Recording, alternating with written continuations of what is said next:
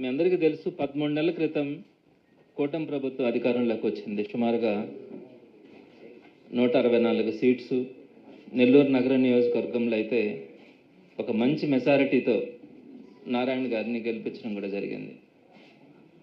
రాష్ట్రంలో ఉండే ప్రజలందరితో పాటు నెల్లూరులో ఉండే వాళ్ళు కూడా చాలా ఆశపడ్డారు.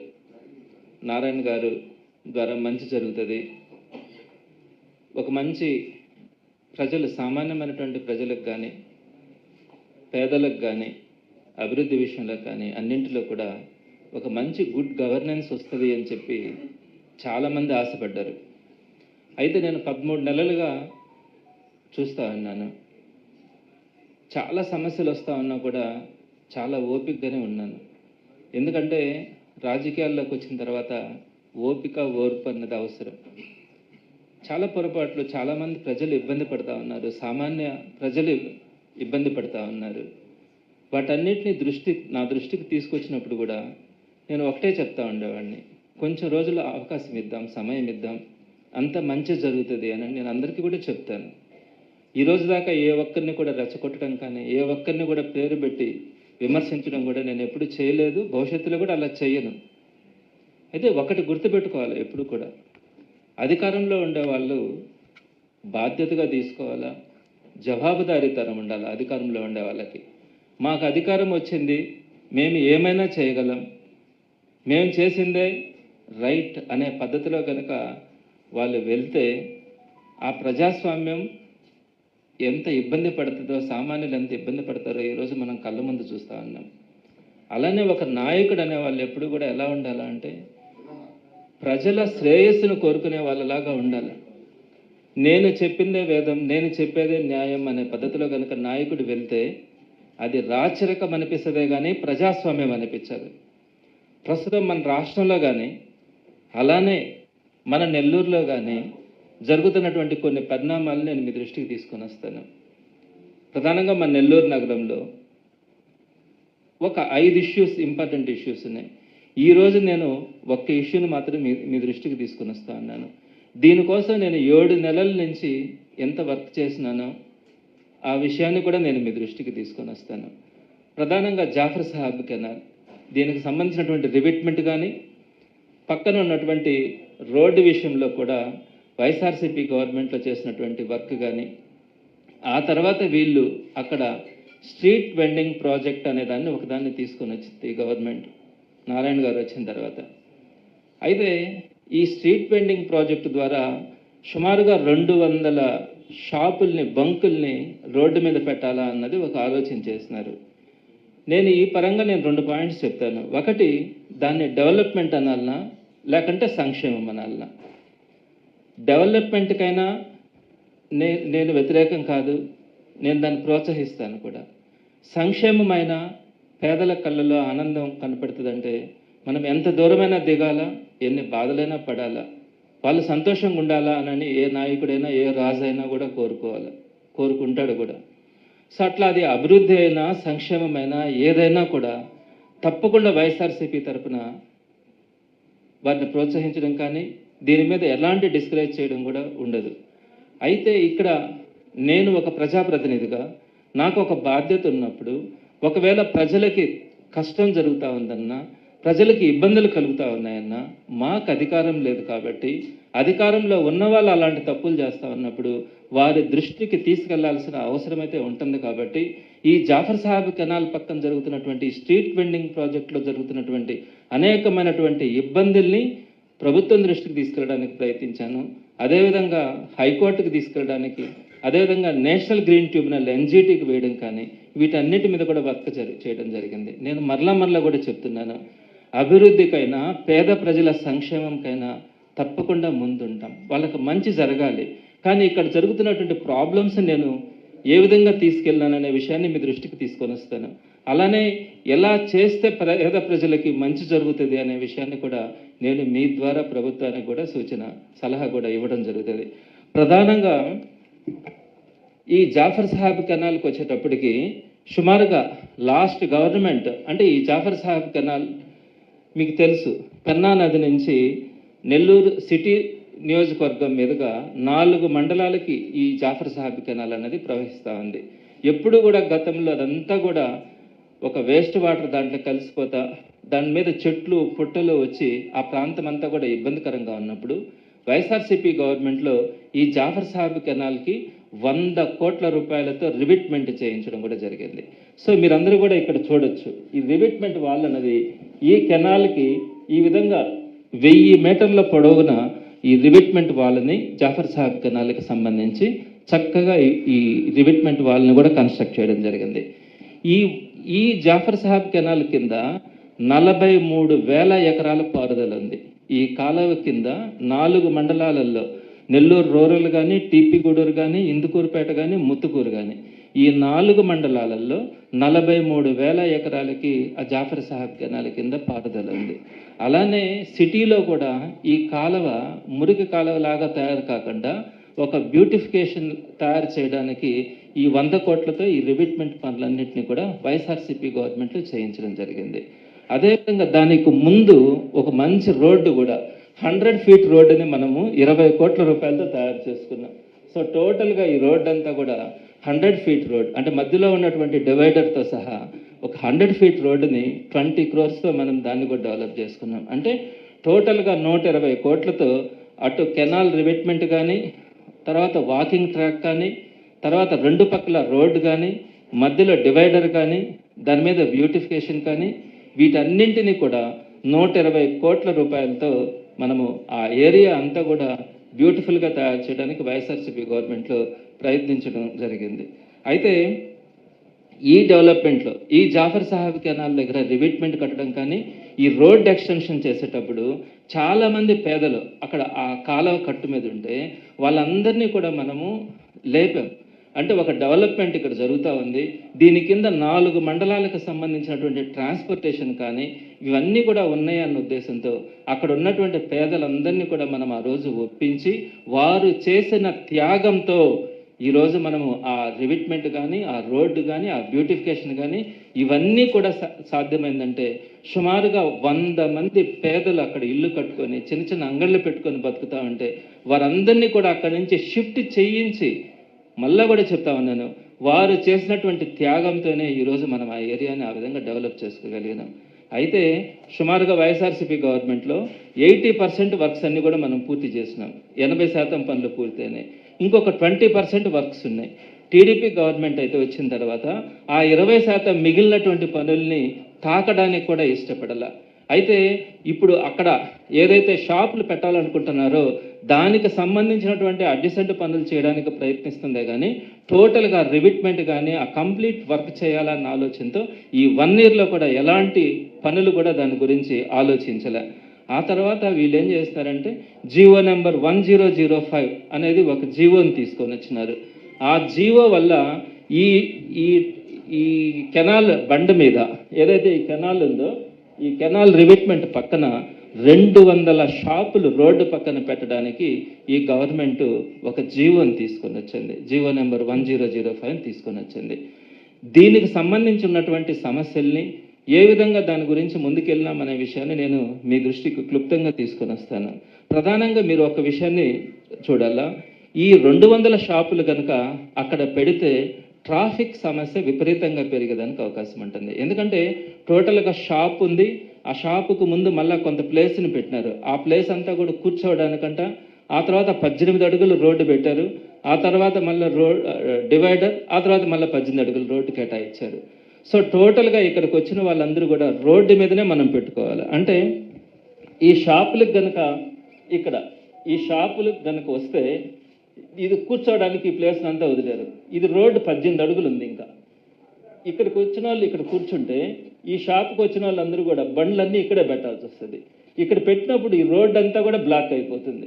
సో టోటల్గా 200 షాపులు అక్కడ పెడితే ఒక్కొక్క షాపుకి సగటున ఒక రోజుకు ఒక 100 బండ్లైనా వస్తాయి. అన్ని రాకపోతే ఆ వ్యాపారం కూడా జరగదు.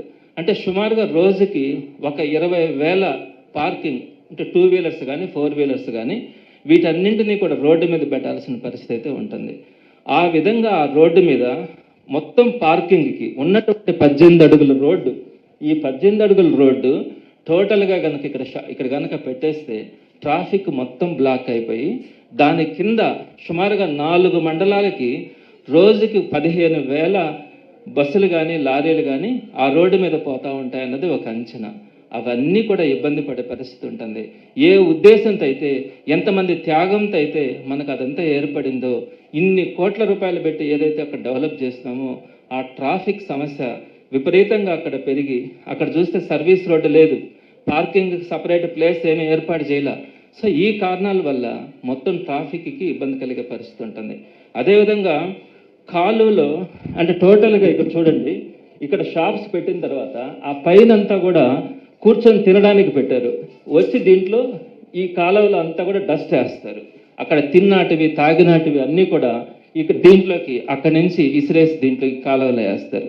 ఈ కాలువలో వేసినప్పుడు ఈ కాలువ ఖచ్చితంగా బ్లాక్ అవుతుంది. ఆ విధంగా బ్లాక్ అయినప్పుడు తప్పకుండా కూడా అక్కడ దోమలు కానీ ఇవన్నీ రావడం కానీ, పారిశుద్ధ్య సమస్య ఏర్పడి ఆ చుట్టుపక్కల ఉన్న ప్రాంతాల్లో వాళ్ళకి అంటువ్యాధులు విపరీతంగా వచ్చేదానికి అవకాశం ఉంది. అదేవిధంగా ఈ కాలువ కనుక బ్లాక్ అయితే సుమారుగా 4 మండలాలకు సంబంధించి 43,000 ఎకరాలకు సంబంధించినటువంటి పారుదల కాలువ కాబట్టి అక్కడ ఉన్నటువంటి వ్యవసాయదారులందరికీ కూడా ఈ కాలువ కనుక బ్లాక్ అయితే ఇబ్బంది పడే పరిస్థితి ఏర్పడుతూ ఉంది. అలానే ఇంకొక విషయం కూడా, ఈ ఎప్పుడు కూడా కాలువలు అయిన తర్వాత కాలువల పక్కన 20-30 అడుగులు పోరంబోక ల్యాండ్స్ ఉంచుతారు. ఎందుకంటే అక్కడ ఉన్నటువంటి పూడికను తీసుకోవాలంటే ఒక జేసీబీ కానీ ఒక ట్రాక్టర్ కానీ అక్కడ తిరిగి ఆ బండ మీద ఆ కట్ట మీద తిరిగి ఆ కాలువని క్లియర్ చేసుకోవడానికి 20-30 అడుగులు పోరంబోక ల్యాండ్ అని చెప్పి ఉంచుతారు. ఆ పోరంబోక ల్యాండ్ని ఆక్రమించుకోవడం కూడా నేరం. మరి ఇట్లాంటి పరిస్థితుల్లో ఈ పోరంబోక ల్యాండ్ మీద ఈ కాలువ కట్టు మీద ఈ షాపులు పెట్టిన తర్వాత ఇంకా దాంట్లో ఏ విధమైనటువంటి జేసీబీ దిగడానికి కానీ దాన్ని క్లియర్ చేయడానికి కూడా సాధ్యం కాదు. అంటే ఆ కాలువ పూడిపోతే మరామతులు చేయడానికి కూడా ఈ మొత్తం కంప్లీట్గా షాపులు పెట్టిన దానివల్ల దాని పరిస్థితి కూడా అగమ్యగోచరం అయిపోతుంది. పూడిక తీయడం కూడా ఇంకా సాధ్యమయ్యే పరిస్థితి లేదు. ఇకపోతే రెండవ విషయంకి వచ్చేటప్పటికి, ఎప్పుడైతే కాలువ పూడిపోతుందో మీరు 2016 సంవత్సరంలో చూసుంటారు నెల్లూరులో ఏ విధంగా అయితే ఫ్లడ్స్ వచ్చినాయో పారుదల కాలువలన్నీ కూడా ఎక్కడొక్కడ ఆగిపోవడం వల్ల నీళ్లు టోటల్గా టౌన్ అంతా కూడా 10 అడుగులు 8 అడుగుల దాకా నీళ్లు వచ్చేసినాయి. పేదల ఇల్లు అయితే మునిగిపోయినాయి, బురద అయిపోయింది.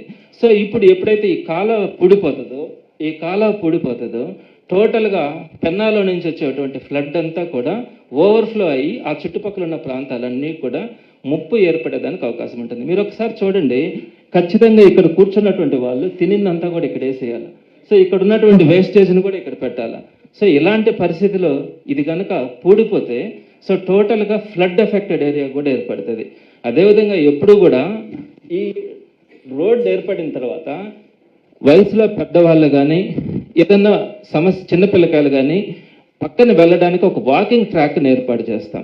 ఆ వాకింగ్ ట్రాక్లో ఈ రోడ్లో ఎక్కువ బస్సులు లారీలు వెళ్తుంటాయి కాబట్టి వృద్ధులు పిల్లలు ఆ వాకింగ్ ట్రాక్ మీద వెళ్ళడానికి దాన్ని ఏర్పాటు చేస్తాం. ఈ వాకింగ్ ట్రాక్ మీద 200 షాపులు ఏర్పాటు చేస్తే ఖచ్చితంగా ఇంక దాని మీద నడవడానికి కానీ కూడా అవకాశం ఉండదు.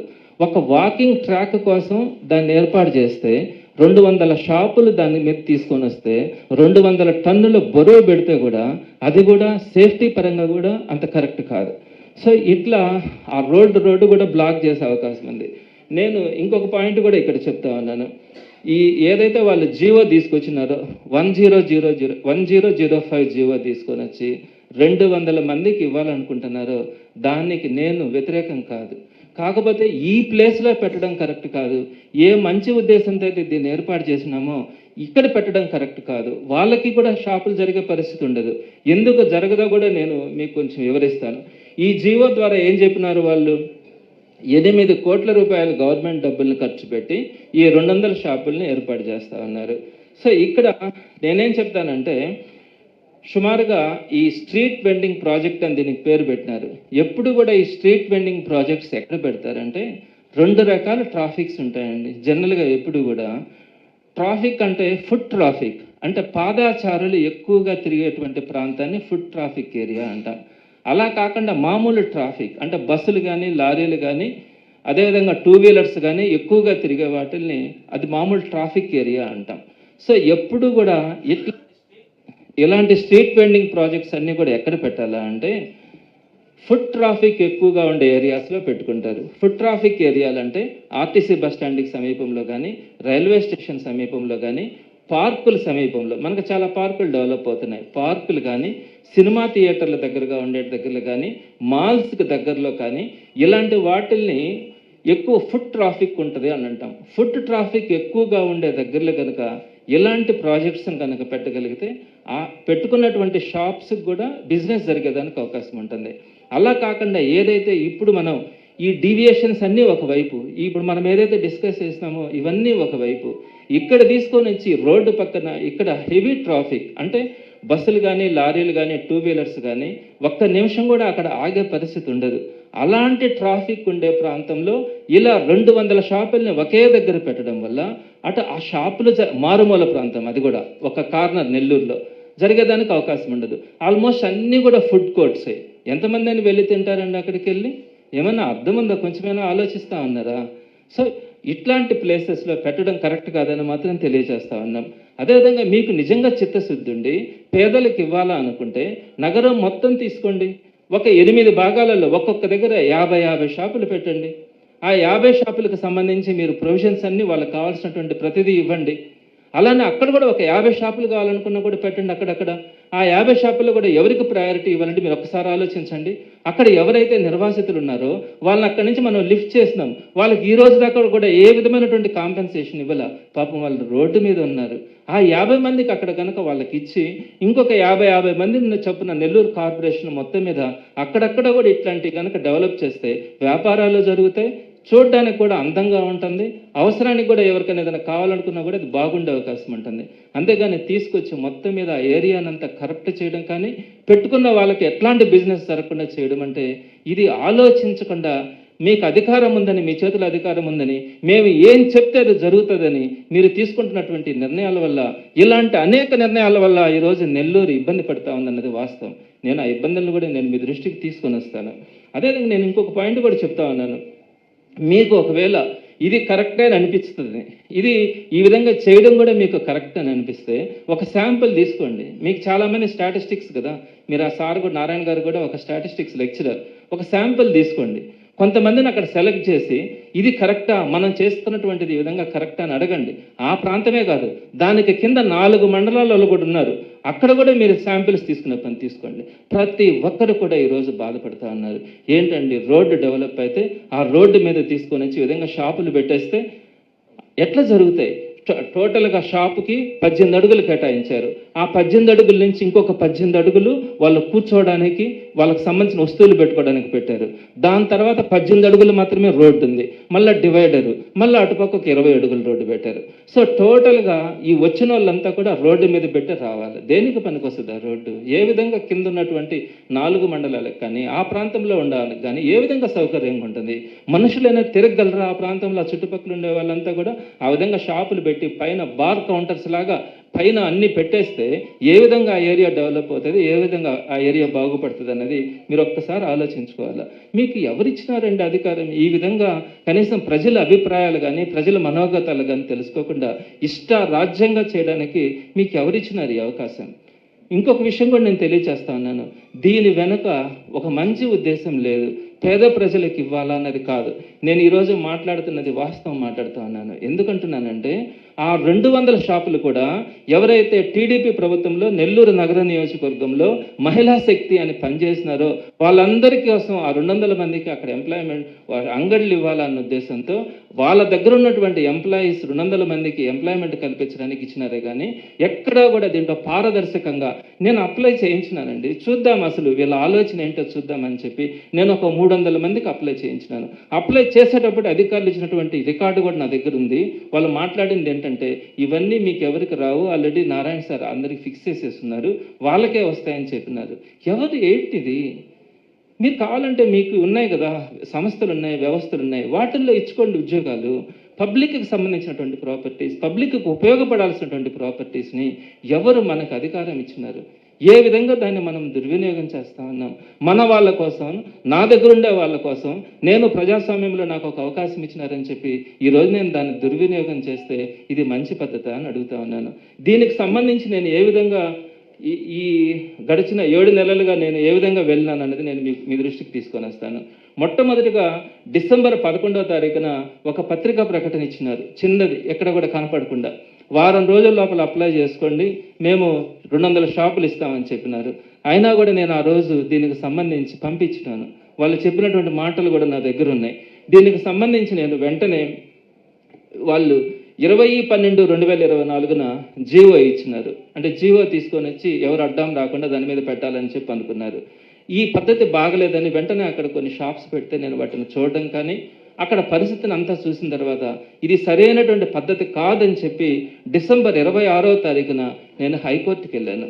ఇది కరెక్ట్ కాదు, అన్ని రకాలైనటువంటి ట్రాఫిక్ సమస్యలతో పాటు పొల్యూషన్ సమస్యలతో పాటు నేషనల్ గ్రీన్ ట్రిబ్యునల్కి సంబంధించినటువంటి దీనికి కానీ మొత్తం అన్ని రకాలైనటువంటి సమస్యలు దీని మీద ఉన్నాయని చెప్పి నేను హైకోర్టుకి వెళ్ళాను.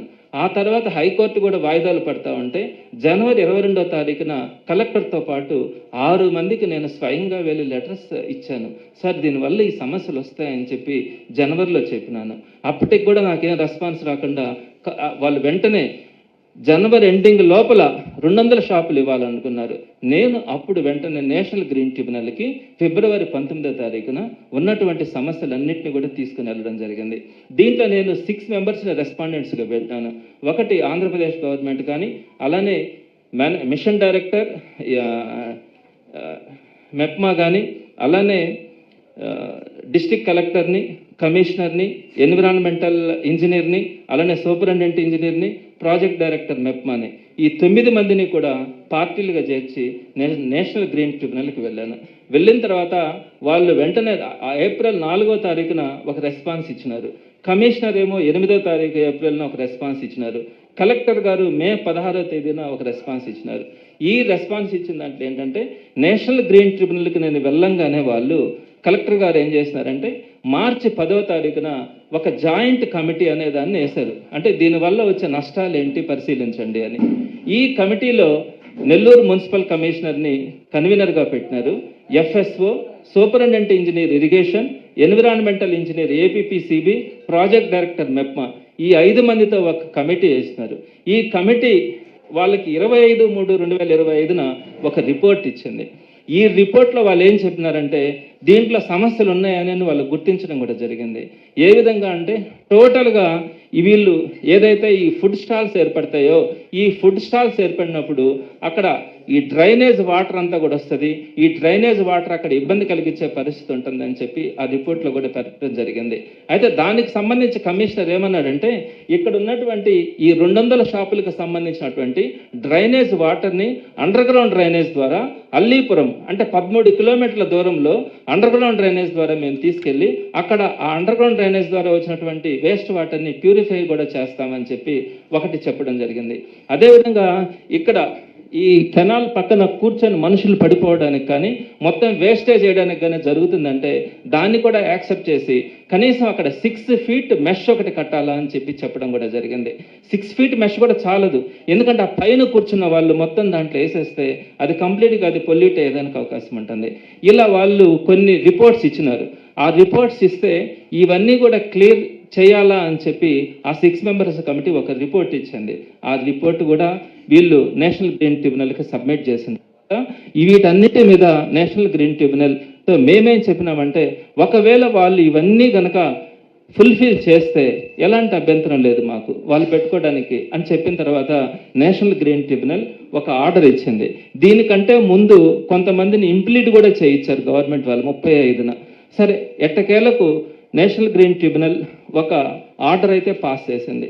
ఈ పాస్ చేసిన దాంట్లో ఏం చెప్పారంటే ఏదైతే ఈ 6 మెంబర్స్ కమిటీ ఒక రిపోర్ట్ ఇచ్చిందో అండర్ గ్రౌండ్ డ్రైనేజ్ని మీరు 13 కిలోమీటర్స్ తీసుకెళ్ళి అక్కడ మీరు ఆ వాటర్ని అంతా కూడా మళ్ళీ ప్యూరిఫై చేస్తామని చెప్పి ఒక సిస్టమ్ చెప్పినారు, యూజీడీ సిస్టమ్ని. ఆ యూజీడీ సిస్టమ్ని అదేవిధంగా వెనకాల మెష్ కట్టడం కానీ అలానే ఎక్కడ కూడా ఎన్విరాన్మెంట్ అన్నది డిస్టర్బ్ కాకుండా ఆ వాటర్ పొల్యూట్ కాకుండా వీళ్ళు కేర్ తీసుకుంటామని ఏదైతే మాటలు చెప్పినారో ఇవన్నీ పూర్తి చేసేంత వరకు ఎలాంటి పరిస్థితుల్లో మీరు ఈ షాప్స్ని హ్యాండ్ అవుట్ చేయడానికి లేదని చెప్పి నేషనల్ గ్రీన్ ట్రిబ్యునల్ ఆర్డర్స్ ఇచ్చింది. సో నేను చెప్తున్నాను, ఇంత అవసరమా, ఇంత కష్టపడాలనా? ప్రజలకు సంబంధించి మీరు తీసుకున్నటువంటి నిర్ణయాలు మీరు ప్రజలను అడిగితే చెప్పేటువంటి నిర్ణయాల్ని మీకు కనపడట్లేదా? సో ఇక్కడ ఇచ్చినటువంటి ఈ ఆర్డర్ ప్రకారం సో మీరు ఈ స్టెప్స్ అన్నీ కూడా తీసుకున్న తర్వాత అదేవిధంగా ఇంకొక పాయింట్ కూడా అక్కడ మెన్షన్ చేస్తున్నారు. The official respondents are only directed to strictly follow the precautionary measures which are already in place and ensure that the same are implemented before the smart sitting vending market comes into operation. స్ట్రిక్ట్గా మీరు implement కావాలా. అదేవిధంగా మా ప్రయత్నాన్ని కూడా appreciate చేసింది. మీరు ఒక మంచి ప్రయత్నం చేస్తున్నారని చెప్పి while the apprehensions raised by the applicant are duly appreciated, ఇవన్నీ కూడా మీరు ఒక మంచి పని కోసం చేస్తున్నారని అప్రిషియేట్ కూడా చేయడం జరిగింది. సో ఇంత రిస్క్ పడి ఈ జడ్జిమెంట్ని తీసుకురావడం కూడా జరిగింది. అయితే ఇప్పుడు నేను కూడా ఒకటే చెప్తా ఉన్నాను. నేను నారాయణ గారిని గౌరవిస్తాను. నాకంటే వయసులో చాలా పెద్ద ఆయన, గురువుతో సమానం. నేను విమర్శించాలన్నది నా ఉద్దేశం కాదు. నెల్లూరు నగర ప్రజలకి కానీ ఎక్కడైనా ఇబ్బంది అవుతుందంటే మాట్లాడాల్సినటువంటి బాధ్యత మా మీద ఉంటుంది. ఆ ఉద్దేశంతోనే ఈ పాయింట్స్ అన్నిటి కూడా మీ దృష్టికి తీసుకురావడమే. కానీ మీరు దీన్ని ఏదో మేము రాజకీయంగా వాడుకోవాలని నేను ఏ రోజైనా మాట్లాడానా? ఇంత ఎఫర్ట్స్లో నేను ఏ రోజైనా కూడా కనీసం ప్రెస్కైనా లీక్ చేసినానా? ఏదో మాట్లాడదలుచుకోలేదు. ఎందుకు వాళ్ళతో ఇబ్బంది పడడం? కోర్టు కనుక నాకు వ్యతిరేకంగా కనుక చెప్పుంటే నేను మాట్లాడను. ఈ రోజులు కూడా కామ్గా ఉంటాను. ఎఫర్ట్స్ అన్ని పెట్టినా నేనేం మాట్లాడను. సో కోర్టు కూడా ఈ విధంగా చెప్పింది కాబట్టి నేను మీ దృష్టికి కూడా తీసుకొని వస్తా ఉన్నాను. రేపటి రోజు నేను కలెక్టర్ గారి దగ్గరికి వెళ్తాను. ఈ జడ్జిమెంట్ ఈ విధంగా ఉంది, దీన్ని ఇంప్లిమెంట్ చేయండి అని నేను కలెక్టర్ గారిని కూడా రేపు కలవబోతా ఉన్నాను. మీరు ఆలోచించండి ఒక్కసారి. అక్కడ 200 షాపులు పెడితే ఆ షాపులోకి ఏమన్నా జరుగుతాయా? ఆ ప్లేస్ పరిస్థితి ఏంటి? ఆ కాలువ పరిస్థితి ఏంటి? అవి ఏమీ చేయకుండా మీకు దీన్ని ఇచ్చే అధికారం ఎవరిచ్చినారు? అదేవిధంగా మన ఇన్స్టిట్యూషన్స్ ముందుగా ఆ విధంగా షాపులు పెడితే మనం గమ్మునుంటామా? సో ఇది మంచి పద్ధతి కాదు అని తెలియజేస్తాను. అదేవిధంగా ఇంకొక 2 ఇష్యూస్ కూడా ఉన్నాయి. వాటి గురించి కూడా నేను రేపెల్లుండిలో మీ దృష్టికి తీసుకురావడం కూడా జరుగుతుంది. నారాయణ గారిని కూడా నేను ఒకటే రిక్వెస్ట్ చేస్తా ఉన్నాను. మీరు ఆలోచించండి, పేద ప్రజలకు మంచి చేయండి, డెవలప్మెంట్ గురించి ఆలోచించండి. అందరికీ ఉపయోగపడేలాగా మంచి నిర్ణయాలు తీసుకుంటే వైఎస్ఆర్సీపీ మీకు అండగా ఉంటుందని కూడా నేను తెలియజేస్తా ఉన్నాను. అంతేగాని ఇలా ప్రజలకు ఇబ్బంది కలిగే పరిస్థితులు, మీ కార్యకర్తలు మీ నాయకుల కోసం నెల్లూరు సిటీని తాకట్టు పట్టే పరిస్థితి ఉంటే మాత్రం ఎటువంటి పరిస్థితుల్లో వైఎస్ఆర్సీపీ ఒప్పుకోదని కూడా తెలియజేస్తా ఉన్నాను. ఈ రిపోర్ట్స్ అన్నింటినీ కూడా ప్రెస్ గ్రూప్లో పెట్టడం జరుగుతుంది. ఏదైతే కలెక్టర్ గారు ఇచ్చినటువంటిది కానీ, కమిషనర్ ఇచ్చిన రిపోర్ట్స్ కానీ, అదేవిధంగా 6 మెన్ కమిటీ ఇచ్చిన రిపోర్ట్స్ని కానీ, ఫైనల్ జడ్జిమెంట్ని కానీ, వీటన్నింటినీ కూడా ప్రెస్ గ్రూప్లో మీకు ఆ రిపోర్ట్స్ అన్నింటినీ కూడా పెట్టడం జరుగుతుంది.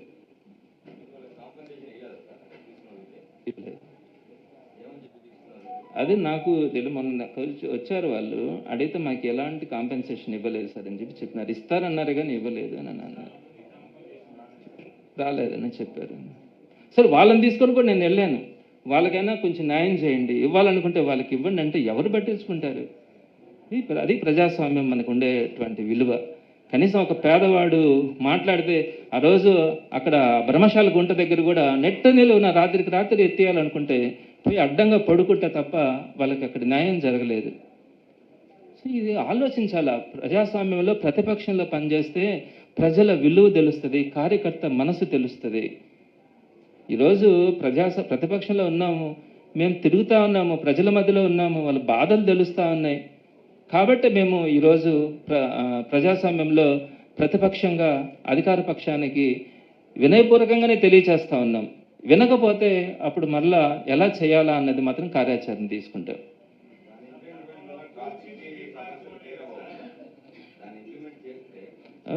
ఇంకా హైకోర్టులో కూడా వేస్తున్నాం దీని గురించి. ఈ ట్రాఫిక్ వాటి గురించి హైకోర్టులో కూడా ఆల్రెడీ ఒకటి వేస్తున్నాను. నేషనల్ గ్రీన్ ట్రిబ్యునల్కి సంబంధించి ఇక్కడ కొన్ని పాయింట్స్ వేస్తున్నాం. హైకోర్టులో ఈ ట్రాఫిక్ వీటి గురించి హైకోర్టులో వేస్తున్నాను. అది ఇంకా రాలేదు.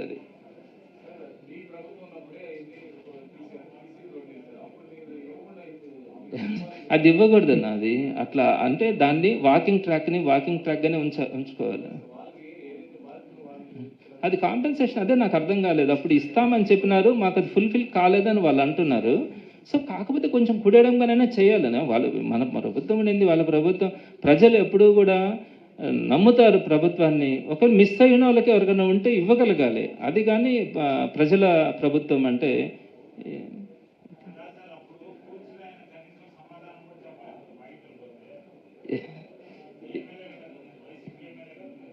అవునన్నా, అట్లేం ఉండదన్న. చెప్పుంటారు, ఇస్తామని అంటారు, కానీ ఎక్కడో అది ఆ ఫైల్ కొంచెం లేట్ అయి ఉంటుంది.